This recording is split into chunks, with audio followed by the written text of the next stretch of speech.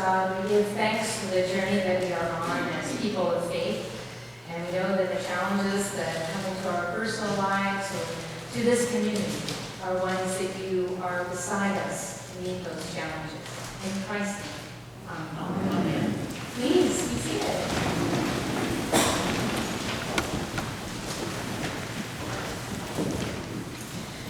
Well, let's see. When we read Luke, one of the most important things to remind ourselves about is the context in which Luke is writing. The people he's writing to have basically undergone a generation's worth of kind of suffering and challenge and trying to grow communities in the face of lots of oppression from different forces, Romans and the Hebrews who were temple-based, who were not happy with their emerging belief.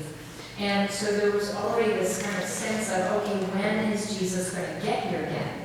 Because that's the promise. How long is this going to go on until the Messiah comes back?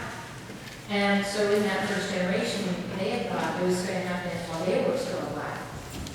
And so this idea of what to do about carrying that faith is something that Luke and others are trying to address. How to carry faith forward in the face of apparent kind of abandonment, in the face of what is suffering and oppression, in the face of great terror, in the face of lack.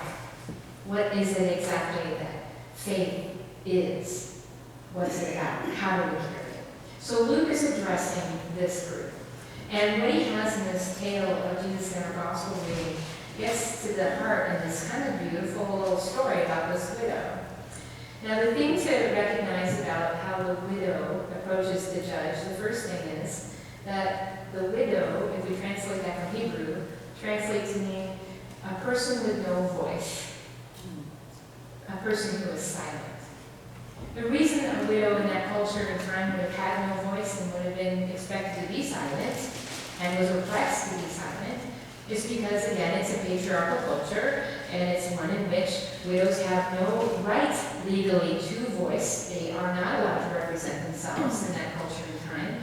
They needed a man in their life to do that for them, to be recognized legally in any court and represent the woman's voice. So here we have a widow who has no one to represent her case, and injustice has been done to her, and she is using her own voice.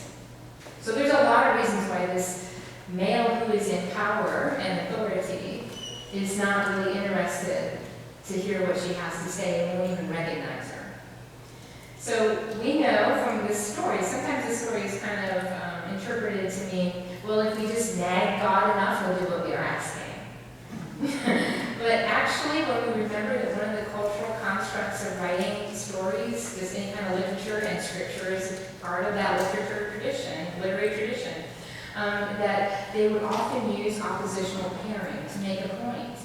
They would sort of use the extreme of one thing to highlight its opposite. So by basically saying, look at this judge who's a tremendous jerk. And who knows he's a tremendous jerk and says I'm a tremendous jerk. But I'm privileged and I can be. Even because of all of that, this woman who's bugging me, I'm going to grant her what she's asking for. That's meant to be the opposite of how God acts. We're not supposed to bother God till he gives us what we want, like some little kid or something. The opposite is what Jesus is saying, how much more than will God, who is not that, who is very invested in his people and listens for where there is injustice and wants to help the people. How much more so a God who is dedicated and committed to his people and to that will respond when asked to respond.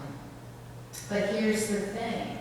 The magical thinking that we can get into that kind of goes along with if we just love God enough, he'll give us what we want.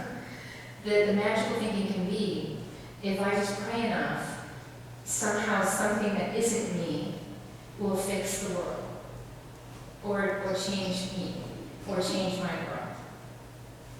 Now, it can be very, very helpful, and we know this even scientifically. People who don't know they're being prayed for will often have a more positive response in their healing process. So somehow, Even physics knows when you do something over here, it affects stuff over here, they don't know how. So there is a power in that in itself. But what Luke is trying to get to, I believe here, in using this example, is that prayer is the expression of faith that basically makes faith's power real in the world. You get that? So the prayer isn't simply sort of a beseeching thing. Prayer is us getting in touch with our own power that God has given to us. Often when I'm praying, I get a strong sensation that when I say something like, God, what are we going to do? What are you going to do about this? I get a strong sensation He's asking me that question. What are you going to do about that? And that's really annoying. Like, officer, there's so much going on, and how is this going to be fixed? And I hear the question, how is it going to be fixed? I'm like, what? You're going to have to do something about this, aren't you? What will I do? I don't know. What will you do? It's like, stop it. So it's this constant challenging back in our prayer, because it isn't that something outside of ourselves is going to swoop in like the Deus Machina of Greek theater and save us at the last moment. It really is that our Savior indwells in us, our power of faith indwells in us. And that why prayer is so important is that it shapes us, it informs us. Because here's what Jesus is radically trying to change culturally. By focusing on prayer, He is intimately and fundamentally changing the relationship that had heretofore been known about how people should be in relationship with God and one another. It's radical for Him to focus on prayer.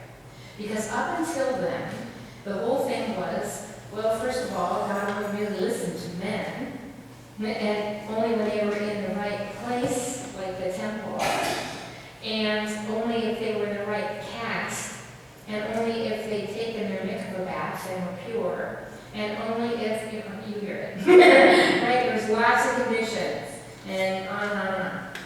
And so that kind of control even of God, of how to relate to God, and what God was effectively going to respond to, is part of what Jesus is challenging.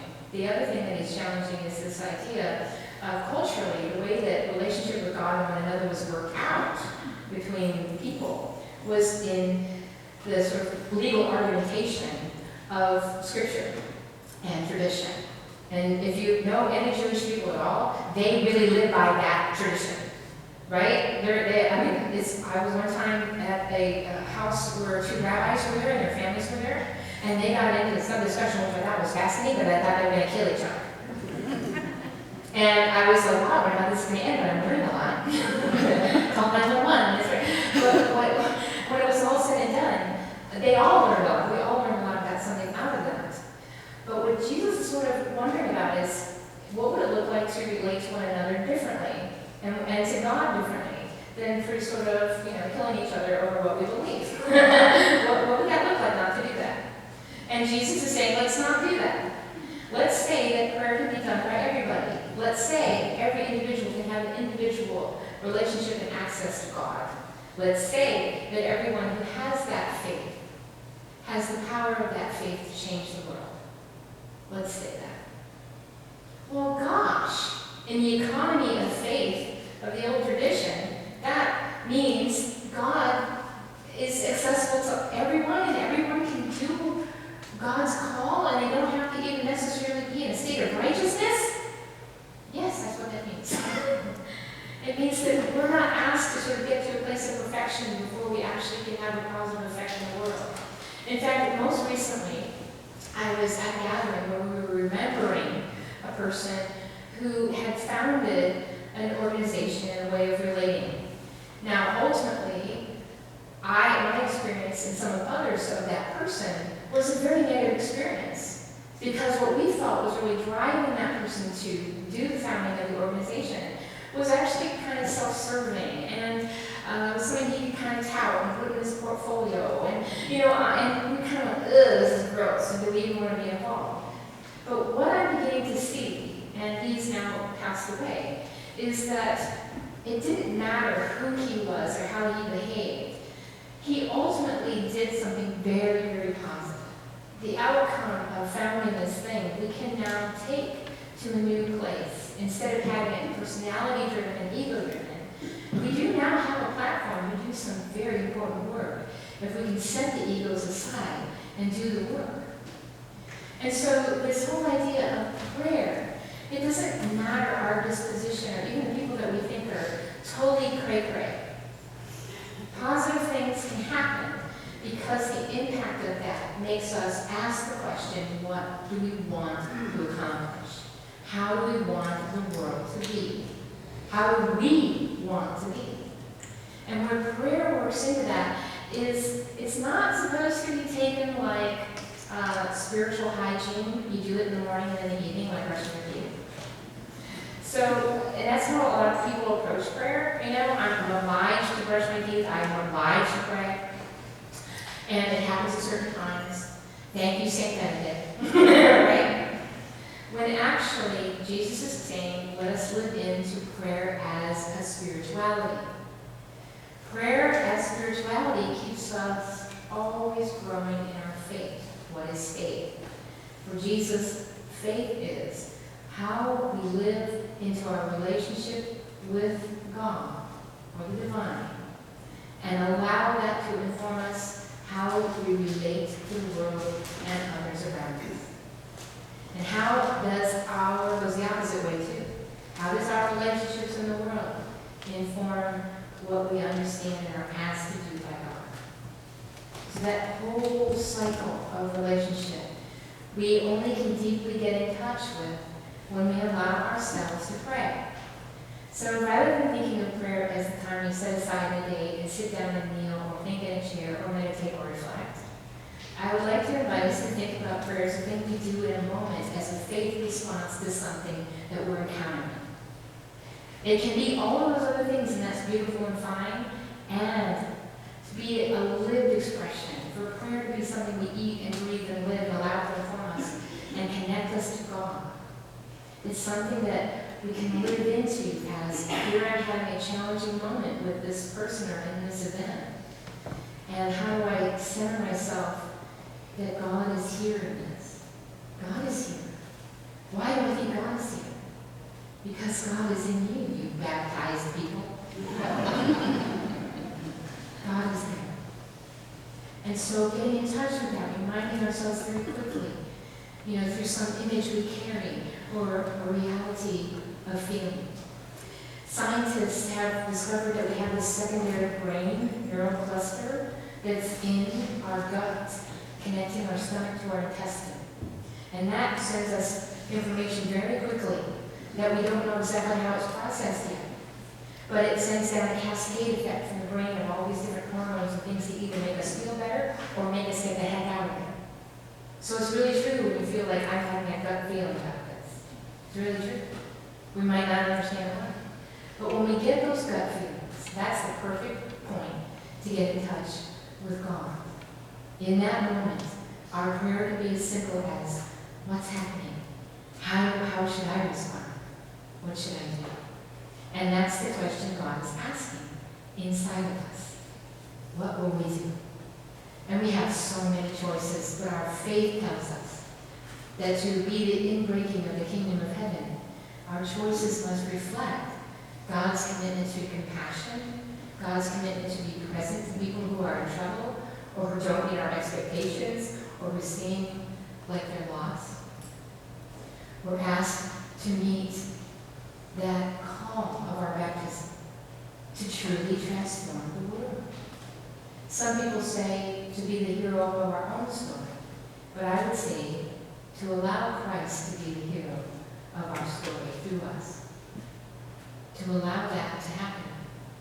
And I think in so many ways Mary represents that willingness to allow God to be so fully present she gives birth to a Messiah. I don't know if I'm ready to be that present to God, but called upon, we have a big discussion about it. But it is the same idea in prayer. When we are called upon by God that dwells within us to do something divine, and it's not something beyond our power to do. Because the power that Jesus keeps referring to again and again and again is the power of faith, the power indwelling in us to act upon what we believe. Because through us, as people who follow Christ, who listen to a call to make the world a better place, to make our lives healthier and better for us, we're called to do exactly that. So let us pray. Gracious God, in every moment of our life, you call us to greater authenticity, to greater vulnerability, to listening to where you are. You ask the question, good Lord, when I return to earth, will there be faith on earth? And we pray that you will find that in us as the strongest power upon your earth. In Christ's name.